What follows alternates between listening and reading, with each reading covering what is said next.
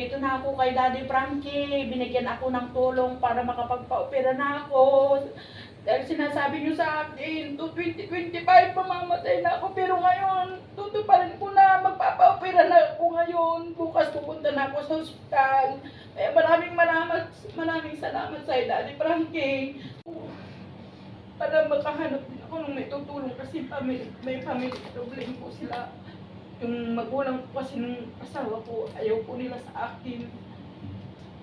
Kaya iniwan ko po yung anak ko sa asawa ko. Alam ko po kasi na kaya nilang alagaan yung anak ko. 13 years po na naghiwalay kami ngayon. Nung nakita siguro ako nung anak ko na bunso sa Facebook po.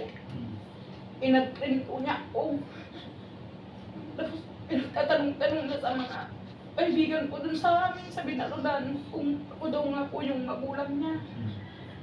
Tapos yun, sabi po nila, oh, yan yung nanay mo. Yan yung nanay mo, sabi po gano'n sa akin. Di inag-print po niya ako, nagtanong siya, ikaw ba yung nanay ko? Kasi nung iniwan ko po, 4 na taon pa lang po yung mga anak ko. Sa asawa po, nagtrabaho po ako para makatulong po ako kasi ayaw nga po sa akin ng magulang nung asawa ko dahil medyo bata pa po yung asawa ko dati. Yun po, nung hiniwalayan ko po 13 years, nakita ako ng anak ko. Di, nagkita kami, sabi niya, ikaw ba yung nanay ko? Sabi po gano'n sa akin. Nakita ko po yung apelyido ko, tsaka yung apelyido niya, pangalan niya. Sabi niya, oo, akong gano'n. Hindi nga, sabi niya, pwede ba tayong magkita dito sa Urdaneta kasi taga-Balero po ako, Aurora. Tapos, opo yung asawa ko po sa Binalunan talaga. Ngayon, bumiyahe po ako, maski gabi, pinuntahan ko dahil gusto ko rin po makita yung mga anak ko. Yun, nakita po kami, nakita ko yung mga anak ko. Di, mga 3 ako ko na po dun sa kapatid ko. Nagpunta din po yung asawa ko. Pinuntahan ko ako doon sa kapatid ko sa Urdaneta. Yun, hindi na po siya umalis hanggang sa nagsama ulit po kami. Yun po. Tapos, kahit hindi ako gusto ng mga magulang niya, nagkuhan po kami na talagang gusto kong mapalapit sa pamilya niya. Sinasamahan ko siya sa bukid, kaya nga medyo kuhan po yung kuhan ko. Kaya doon po siguro na po sa tawag itong sakit ko. Kasi kahit launa ng madaling araw, pumunta po kami sa bukid, nagpupulak po ng tubo. Yung ginagawa kong sopa. Nagtatabas. Opo, nagtatabas siguro na po. Kahit babae, nagkaganyan. Opo, nagtatabas, sinasalingsingan yung tubo para may magwan lang. Yun po yung... Kano sweldo niyo sa tubo isang araw? Kwan po, pag natapos na po yung tubo, dalawa dun sa may-ari, isa sa amin, gano'n po. Nabanggit mo, sabi mo 13 years kayo naghiwalay. Opo, Daddy Frankie. So sa loob ng 13 years na yung paghiwalay, buti hindi ka nag-asawa na yun. Hindi po, Daddy Frankie. Sa asawa mo, hindi rin siya. Hindi din po, Daddy Frankie. Inisip ko na lang po yung mga anak ko habang nagtatrabaho ako, pinakadalan ko din. So sabi mo, asawa mo kasama mo ngayon. Opo, Nandyan sa... andun po sa kalsada po. Bakit hindi mo pinatuloy dito? Ayaw naman po niya, mahihain po yung asawa ko. Opo, kaya yun. Sige. So, buti na lang, no? Ilan ang anak ninyo bago kayo maghiwalay? 3 po. 3. Opo, Daddy So 13 years at 3 anak ninyo. Opo. Naghiwalay kayo because of Family problem. family problem. Opo. Opo, Daddy Frankie. Buti nagkabalikan pa rin kayo. Opo, kasi inisip ko po yung mga anak ko. Tapos siya rin po, yung anak ko. Nag-focus na rin siya sa anak. Nag-focus na rin po kahit na wala po ako. So ngayon, nagbalikan na kayo, anong sabi ng magulang ng lalaki? Yan po, naintindihan, natanggap na rin po ako, Daddy Frankie, kasi ginagawa ko naman po lahat yun. Para lang po mapalapit ko ako sa kanila. Ganun. Yun ang pinaka-the best ninyong ginawa. Opo, Nakakahanga mga kababayan, no? Opo, Daddy Frankie. Mag-asawa sila, nagkaanak sila ng 3, pero dahil sa magulang daw ng lalaki, Opo. hindi kanila tanggap. Hindi po ako. Kaya kayo nagkahiwalay. Opo. Pero nagkahiwalay kayo sa loob ng 13 years, po. hindi kayo naghanap pareho, Hindi hindi kayo nag-asawa. Hindi po, Daddy. So patunay lang yun na talagang kayo Opo, No? Daddy Frankie. So sana lahat, no? Lahat ganun. Opo. Kasi yung iba kahiwalay ng 3 buwan, mayroon ng iba eh. No? Sana lahat, no?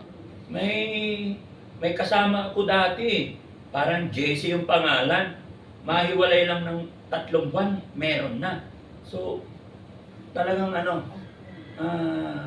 kahanga-hanga. Talagang sana tularan mga kababayan si nanay at saka yung asawa niya kasi nagkahiwalay sila. Pinaghiwalay sila sa loob ng 13 taon. Hindi sila napag-commit both side. So talagang nagkabalikan. Opo, Daddy Frankie. Kaya nga po, yung ibang mga nakakakita sa akin, sabi nila, pwedeng i-disikaso yung buhay mo, sabi ko sa akin. Kasi talagang kayo ng asawa mo, tagal-tagal na ko, wala po kaming komunikasyon, cellphone, wala po. Yun, nagbibigay lang po ako ng pera, pinapadala ko po sa kapatid ko, binibigay naman po nung kapatid ko sa mga anak ko. Oo, kahit na talaga pinapadala mo pa rin pala yung mga anak Opo, mo. Daddy Frankie, kaya nga hindi na po ako nag-asawa kasi pinupo. Kahit boyfriend mo, Wala po, Daddy Frankie, nagtrabaho. nagtrabaho ka lang talaga. Sa amin po sa Baler. Iba-iba rin talaga ang tao. Nasa tao nga naman talaga. Gaya ng aking sinabi, sana all, sana lahat, no? Pamarisan natin si nanay at si tatay. Sige. So ngayon, yung ano sabi ng sabi ng final ng doktor sa sakit mo po? Kuwan po, dalawang schedule po na hindi po ako naka-pa-opera kasi yun na po. Pero kailangan operahan. O, tatanggalin na po yung matris. O dapat tanggalin na. Kasi bata ka pa. Dalhin niyo po sa probinsya. Libre naman doon eh. Kompleto ka lang ng papel.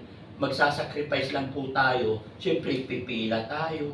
Kukuha tayo ng supporting documents from your barangay.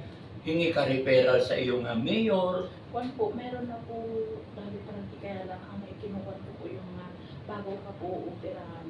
Titignan na po yung mga gamot, yung mga gagamitin sa iyo para maoperahan po sa sarili niyo. Sa bagay, alam ko yan. Oo. Kasi alam nyo mga kababayan, marami akong naririnig eh, no? Yung mga pangako. Sabi nila, libre ang ospital. Pero ngayon naniniwala na ako. Oo po, libre ang ospital. Pero pagpasok mo sa loob, bayaran mo yung gamot, bayaran mo yung plaster. Yung ospital lang, libre lang pumunta sa ospital.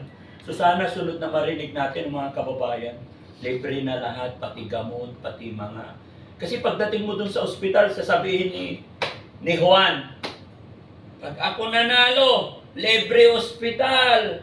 Libre pala ospital ay pumunta lang ng ospital. Pero may babayaran pagdating mo sa ospital, wala nang gamot, bili kayo sa labas. Kaya yung mga pasyente na pumipila, no? Sana lang ipag-pray natin mga kababayan na dumating yung panahon na libre na po lahat, no? Ayan. So sige na dahil hiling ko na sana makapagpa-opera ka na. Kasi bata ka pa, sayang, no? O bibigyan kita ng tulong, pero sana magpa-opera ka na. No, ito na yung stepping stone, ha? Okay.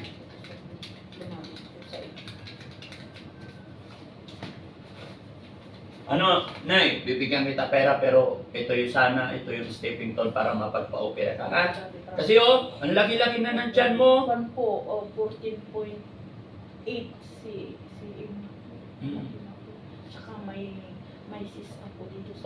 Pag hindi mo pa maingatan yan, malapit ka na patay. Papunta na po sa cervical cancer. Cancer na. Ayun, pag pumasok sa cancer, goodbye Philippine ka na. Payag ka patay? At least nakita na. Ay, sus Mariusip! Kasi matagal po na talagang gustong makita na Daddy Frankie, hindi lang sa... Isipin mo yung magpa-opera ka. Ha? Kaya pa yan. Okay? Sige, akin ang kamay mo, bilangin natin, ha? 1, 2, 3, 4, 5, 6, 7, 8, 9, 10,000.